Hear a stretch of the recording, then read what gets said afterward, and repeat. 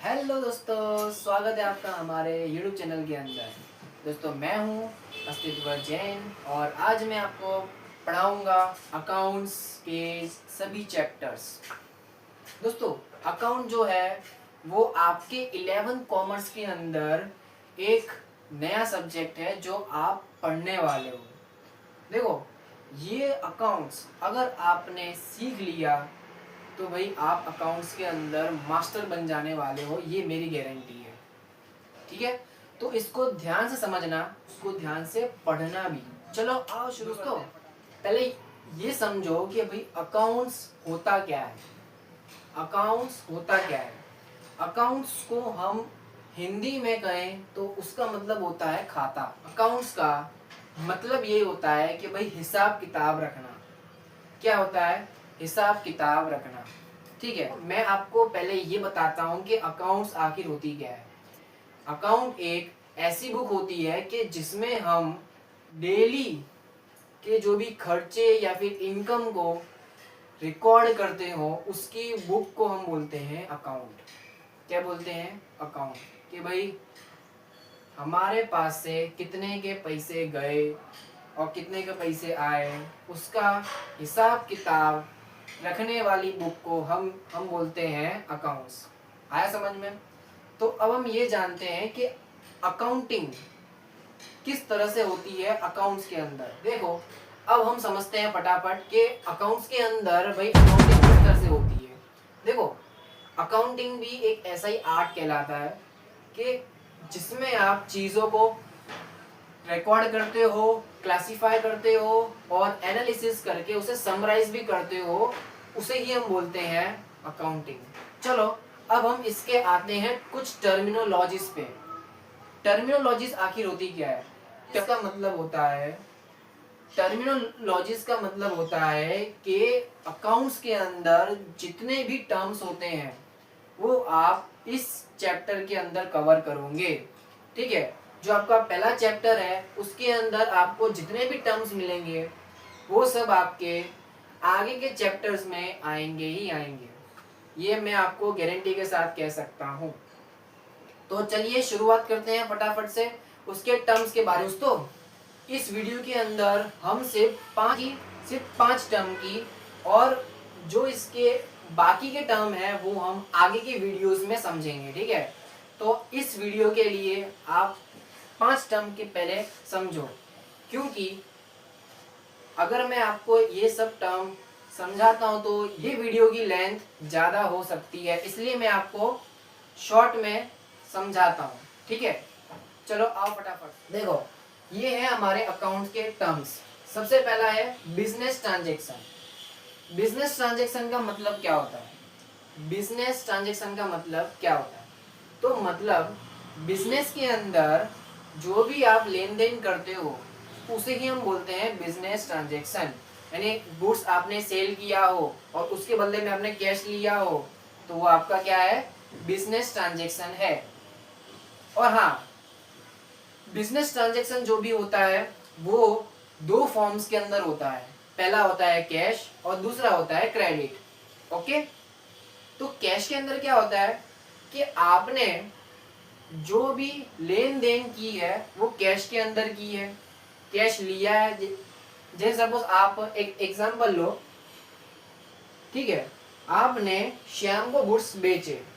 ठीक है, ये रहे मेरे गुड्स और ये मैंने किसको बेचे? ये मैंने बेचे श्याम को। श्याम नाम का एक पर्सन है जिसको मैंने गुड्स क्या किए हैं? सेल किए हैं। अब मैंने सेल किए हैं, ठीक है, तो ये क्या हुआ? ये मेरा देना हुआ, मैंने गुड्स दिए। अब श्याम ने मेरे को ऑन द स्पॉट पैसे दिए ना। क्या दिए मेरे को? पैसे दिए। क्या दिए मेरे को? कैश दिया। तो मतलब ये क्या है?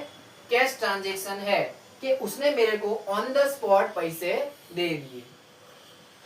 अगर मान लो अगर श्याम ने मेरे को अगर पैसे नहीं दिए होते तो मैं इसको क्या बोलता?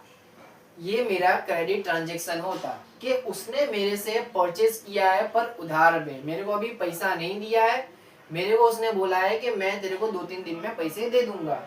ठीक है, तो तब वो क्या कहलाता? तब वो कहलाता हमारा क्रेडिट ट्रांजेक्शन। क्या कहलाता?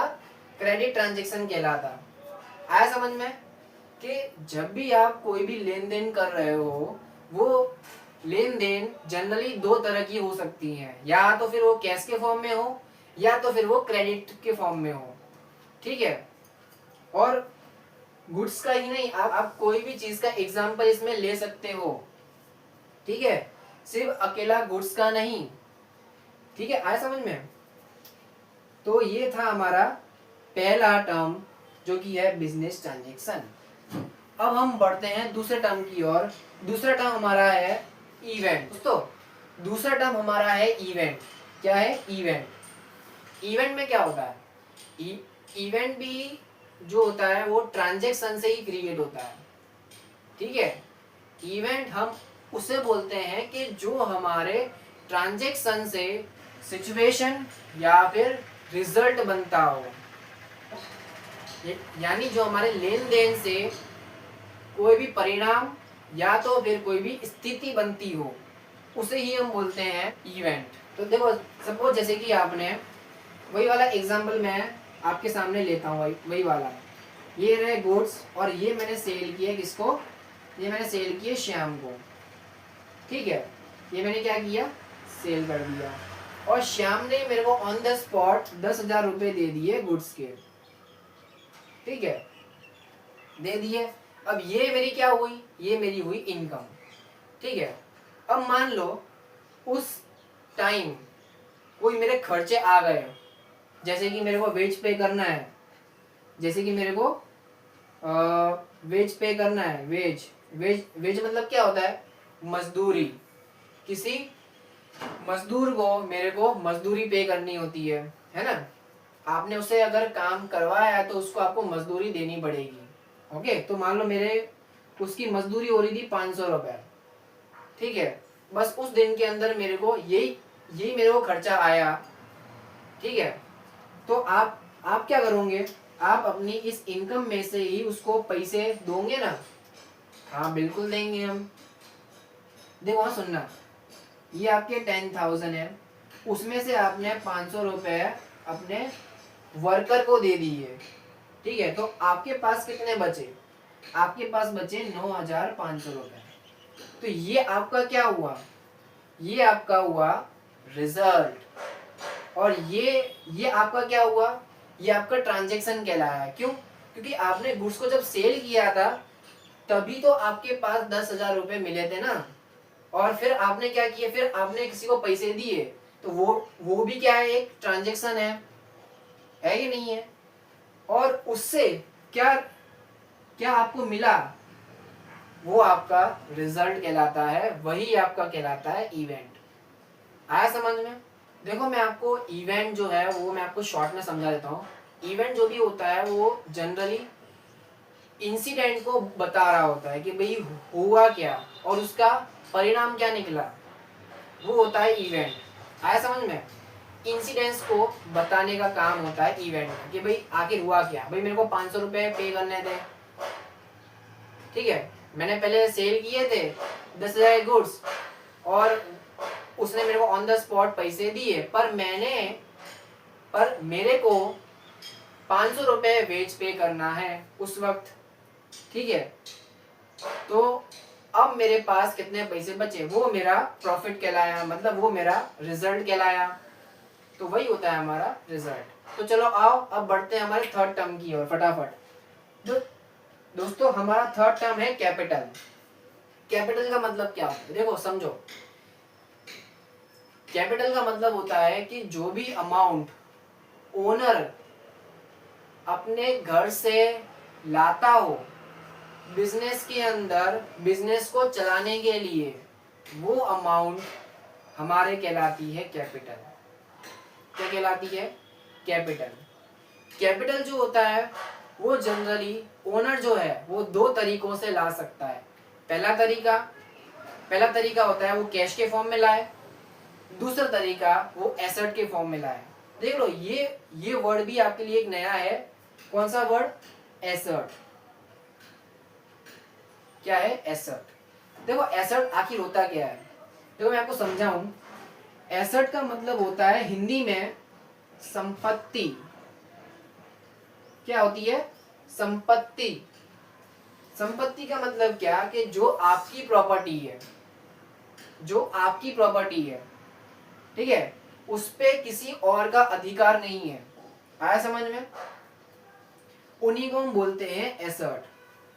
एसेट का मतलब आप ये भी कह सकते हो कि जिन चीजों को बेचने पे उसकी अच्छी खासी इकोनॉमिक वैल्यू हमें मिलती हो, उसे भी हम एसेट कह सकते हैं। जैसे कि फर्नीचर हो गया।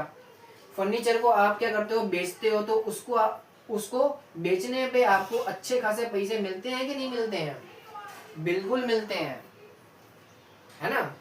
तो उसे ही हम कहते हैं एसेट। फिर आता है मशीनरी, वो भी आपकी क्या है? एसेट है। आया समझ में? वो भी आपकी एसेट है। उसको अगर आप बेचोगे ना, तो उससे भी, उसको बेच के भी आपको पैसे जरूर मिलेंगे। आया समझ में? चलो, तो ये हो गया हमारा एसेट। हमने समझ लिया एसेट। देखो दोस्तों, कैपिटल का मतलब मैं आपको एक एग्जांपल के थ्रू समझाता हूँ।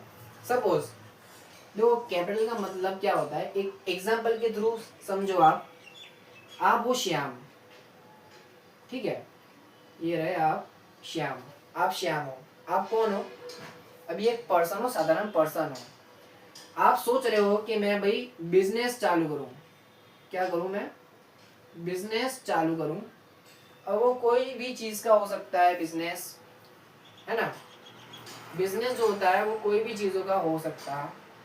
टेक्सटाइल का भी हो सकता है भाई, कपड़े का, है समझ में? तो ये होता है बिजनेस। आप कोई भी तरह का बिजनेस कर रहे हो और उसके अंदर आपको कैपिटल की जरूरत पड़ती ही पड़ती है। बिना कैपिटल के आपका बिजनेस कुछ काम का नहीं है। आया समझ में? और ये कैपिटल आप दो तरीकों से ला सकते हो। एक होता है कैश और एक होता है एसेट। आया समझ में? कैश तो आपको बताइए भाई, कैश लाओ, बिजनेस के अंदर ला के क्या कर दो? इन्वेस्ट कर दो। फिर आता है एसेट लाओ, या तो फिर बिजनेस के लिए जो भी चीजों की जरूरत है उन सब चीज को ले आओ, तो वो हमारा एसेट कहलाया। ओके, अब हम जानते हैं, सपोज अब आपने कैश लाया, आप अपने अपने बिजनेस के अंदर आप जो कैश लाए हो वो है 1 लाख के कैश लाए हो। ठीक है, कितने के लाए हो? 1 लाख रुपए के कैश लाए हो और बाकी के आप एसेट लाए हो। जैसे कि मेरे को सपोज चाहिए 3 लाख रुपए चाहिए मेरे बिजनेस को चलाने के लिए, तो उसमें से 2 लाख के मैं क्या लाऊंगा? एसेट लाऊंगा। ठीक है, तो हो गए 3 लाख। तो इस तरह से आप बिजनेस के अंदर कैश भी ला सकते हो और एसेट भी ला सकते हो। चलो, अब हम समझते हैं हमारा जो चौथा टर्म है उसकी हम शुरुआत करें। चौथा टर्म हमारा है ड्राइंग। देखो दोस्तों, फटाफट से यहाँ ध्यान दो। अब हमारा फोर्थ टर्म है ड्राइंग। ड्राइंग का मतलब क्या होता है? तो ड्राइंग का मतलब क्या, हम कह सकते हैं कि जो भी अमाउंट ओनर अपने बिजनेस से अपने पर्सनल खर्चे के लिए जो अमाउंट उठाता हो, विड्रॉ करता हो, उसे ही हम बोलते हैं ड्राइंग्स। ठीक है, कि जो भी अमाउंट चाहे वो 5,000 की हो, 6,000 की हो, 7,000 की हो, है ना, कोई भी अमाउंट अगर वो अपने बिजनेस से क्या करता है? विड्रॉ करता है। क्या करता है? विड्रॉ करता है। अपने खुद के बिजनेस में जितने भी पैसे पड़े हैं क्या उनमें से कुछ अमाउंट वो विड्रॉ करता ही करता है पर्सनल खर्चे के लिए। यानी उसका घर का खर्चा होगा तो उसके लिए वो बिजनेस से पैसे उठाएगा ही उठाएगा कि भाई मेरे को घर के खर्चे पूरे करने हैं। ठीक है, जैसे सपोज आपने कैपिटल पहले किया था 3 लाख की, आपकी वो थी कैपिटल थी, ठीक है, आपको चाहिए था और आपने उसको कर भी लिया अरेंजमेंट। ठीक है, अब उसके बाद मान लो आपको पड़ गई जरूरत, घर पे 20,000 रुपए की जरूरत पड़ गई, तो आप क्या करोगे? अपने ये 3 लाख में से ही 20,000 रुपए क्या कर लोगे? आप ले लोगे, बिजनेस से आप ले लोगे। और इससे क्या होगा? आपका कैपिटल भी कम होगा। क्या होगा? कैपिटल भी कम होगा। क्यों कम होगा? क्योंकि आपने जितने इन्वेस्ट किए थे उसमें से आपने कुछ पैसे उठा लिए हैं। तो आपके अब कितने पैसे होंगे एज अ कैपिटल बिजनेस के अंदर? आपके पास होंगे 2,80,000। कितने होंगे? 2,80,000। आया समझ में? तो यही होता है हमारा ड्राइंग्स कि जो भी अमाउंट ओनर अपने बिजनेस से ले लेता हो तो उसे ही हम बोलते हैं ड्राइंग्स, कि वो अपने पर्सनल खर्चे के लिए ले रहा है। आई समझ में? ये जो अमाउंट वो विड्रॉ कर रहा है वो अपने पर्सनल यूज के लिए कर रहा है, खुद के उपयोग के लिए, खुद के उपयोग के लिए, कि मेरे को जहाँ यूज करना है वहां मैं इसको यूज करूंगा। तो इससे आपका कैपिटल रिडक्शन होता है, यानी कैपिटल आपका कम होता है। आया समझ में? चलो अब हम बढ़ते हैं हमारे 5वें टर्म की ओर। चलो देखो फटाफट से दोस्तों, अब हमारा लास्ट टर्म है वो है हमारा लायबिलिटी। क्या है वो हमारा लायबिलिटी है। लायबिलिटी का मतलब क्या? देखो लायबिलिटी का मतलब मैं आपको अगर बताऊं तो वो होती है जवाबदारी। क्या होती है? जवाबदारी। जब भी आपने कोई भी काम जब किया हो तो आप उसके लिए जवाबदार हो जाते हो कि भाई आपको उसे जवाब देना पड़ता है। ठीक है, जैसे सपोज देखो मैं आपको एक एग्जांपल के साथ मैं आपको बताता हूँ। ठीक है, लायबिलिटी का मतलब क्या होता है कि जो भी अमाउंट, लायबिलिटी का मतलब होता है कि जो भी अमाउंट ओनर ने पहले कभी क्रेडिट पे ली हो, कोई भी गुड्स या फिर सर्विसेज लिए हो, उसके अगेंस्ट उसे पैसा पे करना पड़े, उसे ही हम बोलते हैं लायबिलिटी। आया समझ में? जैसे कि देखो कोई भी एक ओनर है, ठीक है, ये सपोज मान लो ये हमारे हैं राम भाई साहब हैं, इन्होंने गुड्स उधार पे लिए थे, पहले लिए थे उधार पे।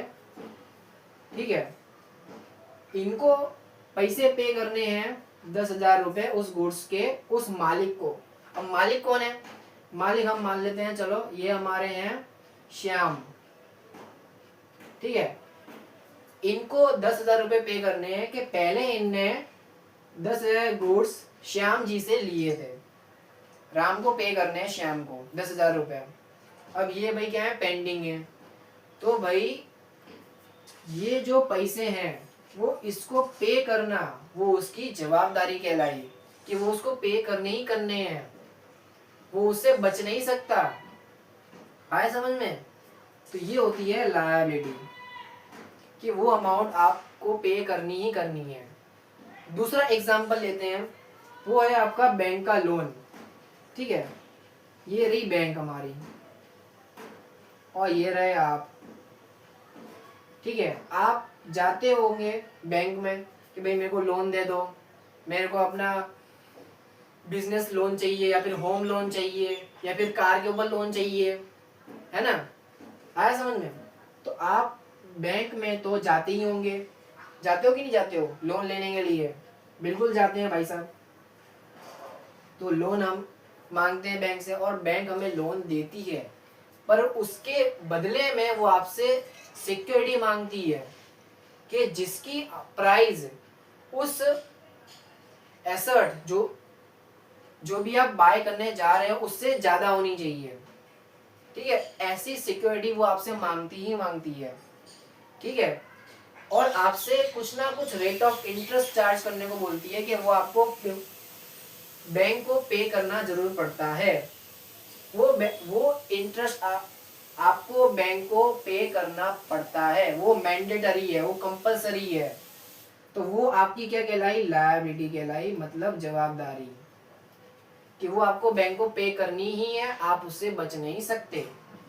ठीक है, तो इसी के साथ हमारे 5 टर्म होते हैं यहाँ पे खत्म। और अगर आपको हमारा ये वीडियो अच्छा लगा हो तो हमारे चैनल को सब्सक्राइब और ये वीडियो ज़्यादा से ज़्यादा लोगों को आप शेयर भी कर सकते हो, कि जिससे उनको भी ये जानकारी मिले और वो भी अपना डेवलपमेंट कर पाए। ओके।